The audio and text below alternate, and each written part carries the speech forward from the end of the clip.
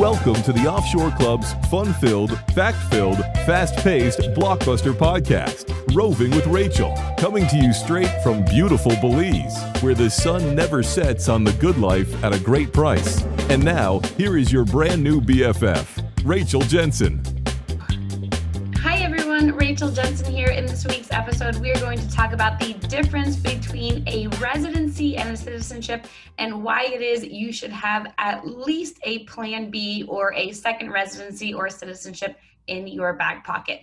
So to start, you may hear people use the word visa or residency or second citizenship when they're talking about having a contingency plan. And when you are looking at having a contingency plan or a plan B or plan C or plan D, maybe you don't like what's going on in your home country. Maybe you want options. Maybe you want to live abroad. Maybe you want to spend time in another country. It is important that you are in that country legally. Now, just to start off, when you go to a country on a vacation, for example, you typically enter that country under a tourist visa. And depending where in the world you are from, each country has different timeframes as to how long you can stay in that country under a tourist visa. In Belize, for example, it's 30 days. You can come into the country for 30 days as a tourist. If you want to stay longer than the 30 days, you'll go to the immigration office. They'll stamp you for another 30 days. It costs about $100 US.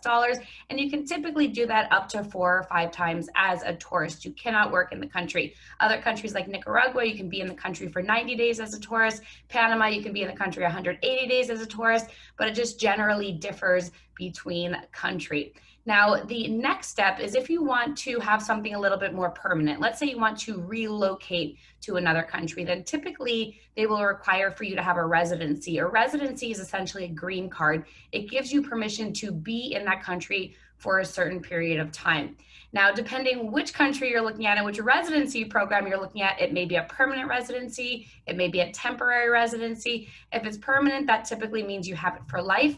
If it's temporary, that means there's usually a certain amount of time allotted to that residency. So maybe it's valid for 5 years, maybe it's valid for 10 years, maybe you have to renew it every 6 months. It just depends entirely on the country and that residency. Now, the next step is if you want to go even further and get a passport to that country or to a specific country. Each country has different requirements as to what it takes to become a citizen. If you want to become a citizen and get that passport, take a look at the country that you're interested in and understand their requirements. Typically, it's time or money when it comes to a passport. You can either buy a passport if they have an economic option, or it'll take time. Maybe you'll start off with that residency, and then after X amount of time of having that residency or that green card, then you can apply for your citizenship or passport. Now, if you're looking for citizenship, typically you are required to have a few more requirements than if you're looking at the residency. Typically, citizenships are more difficult to obtain, takes a little bit longer,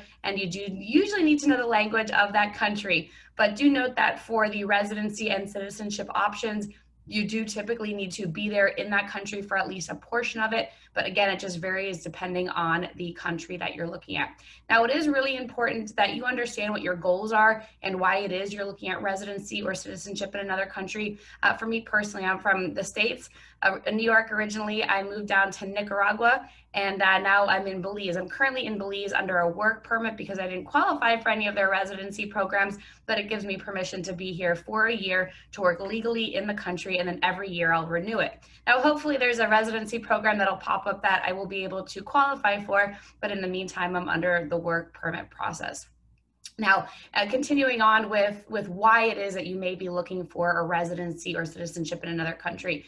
When I first moved down to Nicaragua, I was 21 years old. I did not understand why I should be getting residency in Nicaragua. It wasn't necessarily a place that I thought I wanted to live full time. So I didn't really understand why it was that I should get the residency, but it was easy enough to do. You could just give you permission to be there and to work there, which was important, especially because I didn't know necessarily how long I was going to be in the country for. But people are looking at residency and citizenship for different options. A lot of people that I've been speaking with are looking at residencies simply as a contingency plan. It's a plan B. If you're not necessarily liking what's going on in your home country or you're looking for options, having a residency is essentially like an insurance plan where maybe you'll use it, maybe you won't. There are some countries where it's easier to get residency, so that green card, than others. Panama, for example, is one of the easiest in the world. You only have to visit one day every 6 years. It's also permanent, which is not necessarily too common for residencies. A lot of the residencies is only good for 5 years and you have to keep renewing it. But that would be one. Panama would be a country that I would highly consider you looking at if you are just looking for that plan B option. Nicaragua is also a great option if you're looking to relocate or spend time in the country. For Nicaragua, you're able to get a 5-year investor residency. You do need to renew it every 6 months. So it'll give you a good reason to go down to the country if you're not planning to relocate down there at this point, but there is that option too. And then it just varies depending on where it is you want to be. But like I said, Panama probably is the easiest in the world right now because of the minimal requirements. It is permanent. And that one is called the Friendly Nations visa. I'd be happy to talk to you about that if you're interested. It's one that I personally did. Not that I'm living in Panama, but because it was just so easy to obtain. And who knows, maybe I will end up there at some point, but it is just a great option to have in my back pocket. So who knows, maybe you're someone who's just looking for a plan B. You're someone who perhaps maybe even interested in relocating to another country, but depending on what it is you're looking to accomplish, may make sense for you to look at residency in one country. We do have a residency guidebook that I would recommend you reach out. It covers like 15 or 16 different countries around the world, the most popular options. Feel free to reach out to us and we'll be able to get that over to you. You should see my email address there on the screen. Reach out and we'll get you that residency overview and guidebook so you can learn more about the residency options that are available to you. All right, everybody. Well, thank you for tuning in and hopefully you learned something new. We shall see you in this part of the world hopefully soon. And in the meantime, feel free to reach out if you have any questions. Bye-bye. For more information on the Offshore Club or to contact Rachel Jensen, visit offshore.club today. Offshore.club. That's offshore.club. See you next time at the Offshore Club.